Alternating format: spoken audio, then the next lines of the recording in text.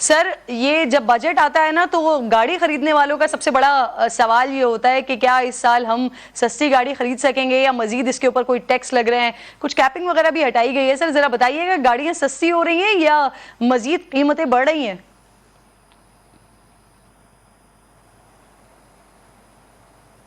صورتحال اس وقت یہ ہے کہ گاڑیاں سستی تو نہیں ہو رہی، لیکن مجھے لگتا ہے کہ کہیں تھوڑی سی گاڑیاں مہنگی ہوں گی.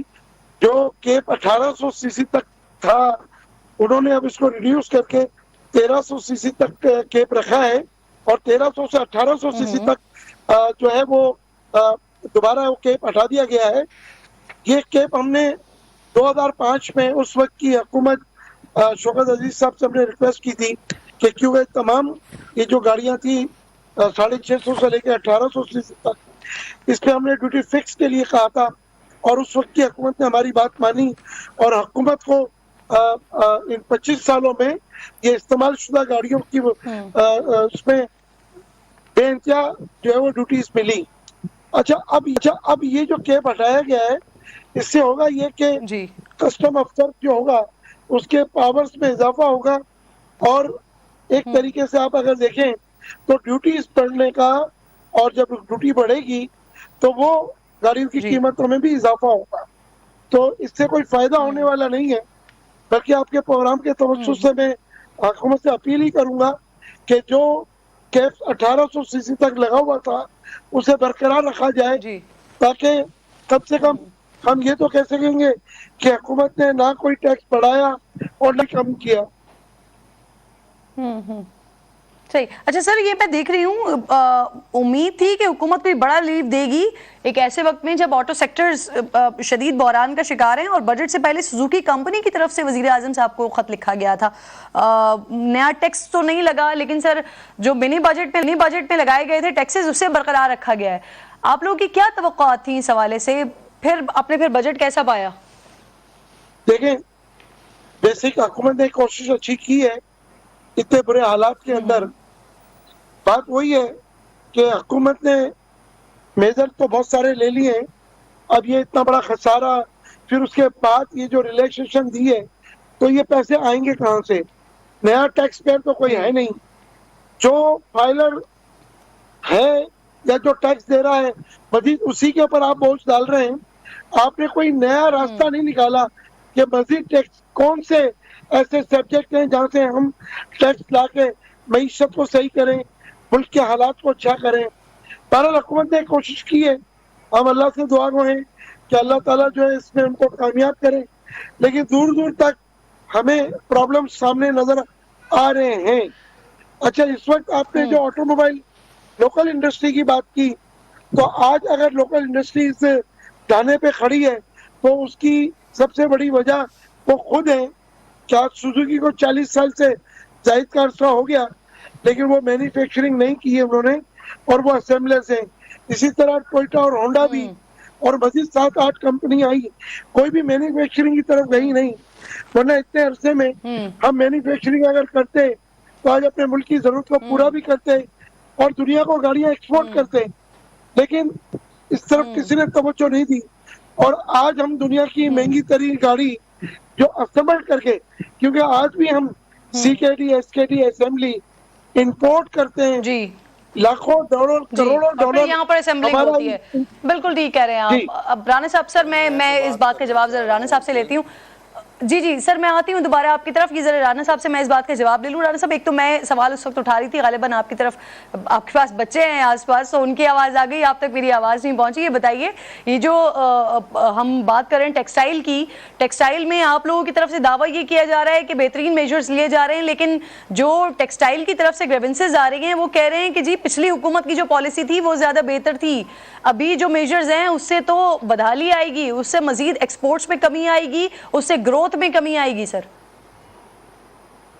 دیکھیں میں خود فیصل آباد سے بلانگ کرتا ہوں تو میرا ٹیکسٹائل والوں سے کافی رابطہ رہتا ہے. دیکھیں میں سمجھتا ہوں کہ ابھی جو میجر فیکٹر آپ کا ڈکلائن آف ایکسپورٹس میں آیا ہے ٹیکسٹائل کے اندر، وہ آپ کا جی انٹرنیشنل سلمپ ہے ٹیکسٹائل سیکٹر کے اندر، اس کا امپیکٹ ہے. یہ سچ ہے ابھی بھی ہم لوگ ان کو جو رعایتی گیس ٹیرف ہے وہ دے رہے ہیں، $9 پہ ہم ان کو دے رہے ہیں.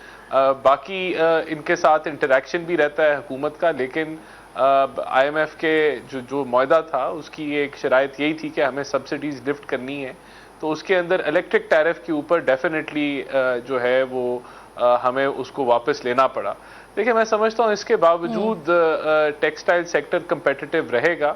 باقی ان کے جو امپورٹ کے معاملات ہیں وہ تو کافی حد تک ہم نے جو ایکسپورٹرز ہیں ان کو فیسیلیٹیٹ ہم کر رہے ہیں کہ وہ جو ہے اپنی امپورٹس جو ان کی ریکوائرڈ اسینشلز ہیں وہ کرتے رہیں. تو باقی جو ابھی آٹو موبائل کے اوپر بات ہو رہی تھی اس پہ میں یہی کامنٹ کروں گا. دیکھیں آٹو موبائل سیکٹر جو ہے وہ بیسکلی لو ریزروز کی وجہ سے ہٹ ہوا ہے، اور جب یہ ریزروز کی سچویشن بہتر ہوگی تو اس کو ریویو کیا جا سکتا ہے معاملات کو. لیکن ابھی اس وقت کرنٹلی پرائیورٹی جو ہے وہ آپ نے اپنے ڈالرز بچانے ہیں، آپ نے جو نان اسینشلز ہیں اس کو آپ نے تھوڑا سا بریک لگانی پڑی اور اس کے اندر آٹو موبائل سیکٹر ہٹ ہوا ہے. لیکن دیکھیں وہاں یہ زیادہ ضروری یہ ہے کہ یہ جو میکرو اکنامک فرنٹ کے اوپر جو چیلنجز ہیں ریزروز کے، اس سے ہم باہر نکل آئیں تو انشاءاللہ تعالیٰ اس کو ضرور کریں. لیکن ڈیلیشن نہیں کی آٹو انڈسٹری نے، نہیں کی ڈیلیشن، یہ ہونی چاہیے تھی، یہ بر وقت ہو جاتی. آج بھی یہ ایک ہائی آپ کو کہ ڈالر کے اوپر ایک ہیوی ڈیوٹی آٹو موبائل جو ہے وہ پڑتی ہے ڈالر آؤٹ فلو کے اوپر. ٹھیک، بہت بہت شکریہ آپ کا رانا احسان افضل صاحب. ساتھ عامر میر صاحب، آپ نعیم صاحب آپ کہنا چاہ رہے تھے کچھ، اور ساتھ ساتھ سوال بھی لے لیجیے گا. یہ جو ٹارگٹس رکھے گئے ہیں تاجر برادری اس کو کس طرح سے دیکھ رہی ہے؟ ان ٹارگٹس کو گورنمنٹ میٹ کیسے کر پائے گی؟ اسپیشلی جو سیکٹرز آپ کی طرف آتے ہیں سر، وہاں پر کیسے میٹ کیا جائے گا؟ کیونکہ جہاں اگر ٹیکسٹائل کی طرف ہم دیکھتے ہیں تو وہاں پر تو کہا جا رہا ہے کہ جی گروتھ ریٹ بھی obviously کم ہوگا، پھر ایکسپورٹ بھی کم ہوگی. تاجر برادری کیا کرے گی سر؟ دیکھیں جی، میں پہلے آپ کے سوال کا جواب دے دیتا ہوں اور پھر ایک دو تجاویز ہے وہ میں دینا چاہوں گا. جو آپ اہداف کی بات کر رہی ہیں تو میں سمجھتا ہوں کہ یہ اہداف پورے ہوں گے. وہ اس لیے کہ جو پچھلا سال پورا گزرا ہے اس میں حکومت فوکس نہیں تھی. ایک پولیٹیکلی جو آپ دیکھتے ہیں سیاسی عدم استحکام تھا اور بہت زیادہ عدم استحکام تھا، اور حکومت جو ہے اس کی تمام تر توجہ جو ہے وہ کسی اور کام پہ تھی، اور ظاہر ہے وہ کام کیا ہے وہ میں اس بحث میں جائے بغیر. اب حکومت فوکسڈ ہے. میں سمجھتا ہوں کہ 9 مئی کے بعد یہ پی ڈی ایم کی حکومت آئی ہے. 9 مئی ایک سیاہ دن ضرور تھا، لیکن سحر بھی 9 مئی سے ہی ہوئی ہے اور سحر بھی وہیں سے اٹھی ہے. تو میں سمجھتا ہوں کہ 9 مئی کے بعد اب ان کو حکومت ملی ہے اور اب یہ کام کریں گے، اور ہم تاجر برادری جو ہیں ہم سمجھتے ہیں کہ ان اہداف کو پورا کرنے کے لیے ہمیں حکومت سے جو بھی تعاون کرنا ہوگا ہم انشاءاللہ تعالیٰ ضرور کریں گے. ایک بات تو یہ ہوگی. لیکن سر یہ جو آپ بات کر رہے ہیں یہ تو 2 مہینے کی سیر ہے نا، پھر اس کے بعد تو سر پھر الیکشنز ہونے ہیں، تو نگراں حکومت کے لیے تو یہ ان ٹارگٹس کو میٹ کرنا مشکل نہیں ہو جائے گا؟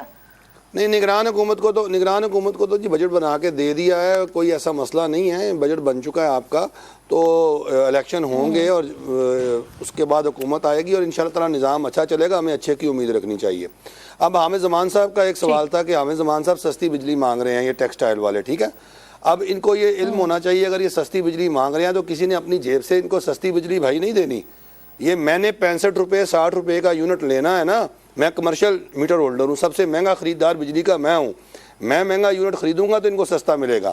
تو آپ دیکھیں کہ مجھے یہ کہہ رہے ہیں کہ جی آپ ٹیکس نہیں دیتے ہیں. ابھی بات کر رہے تھے تو میں اپنے حامد زمان صاحب کو میں یہ رسپونڈ کرنا چاہتا ہوں کہ آپ کی معلومات کمزور ہے. 236 جی اور 236 ایچ کے تحت ہم جہاں سے بھی اپنا سامان خریدتے ہیں، چاہے وہ امپورٹر ہو یا مینوفیکچرر، ہم ایٹ سورس اپنا ٹیکس ود ہولڈ کرواتے ہیں، کٹواتے ہیں. اگر ہم جو ہیں وہ رجسٹرڈ ہیں تو ہم 0.5% کٹواتے ہیں، اور اگر ان رجسٹرڈ ہیں تو 1% کٹواتے ہیں. بالکل اسی طرح جس طرح ایک تنخواہ دار جو ہے وہ ایٹ سورس سے جب تنخواہ لیتا ہے اپنا ٹیکس کٹواتا ہے. تو یہ کہنا کہ جی یہ ٹیکس نیٹ میں نہیں ہے یا ٹیکس نہیں دیتے ہیں، اور باوجود اس کے کہ جس کی 4 لاکھ روپیہ سالانہ آمدن ہے، جو کہ ٹیکس چھوٹ موجود ہے ہمیں، وہ بھی ہمیں نہیں ملتی کیونکہ ہمارا ٹیکس ود ہولڈ کر لیا جاتا ہے.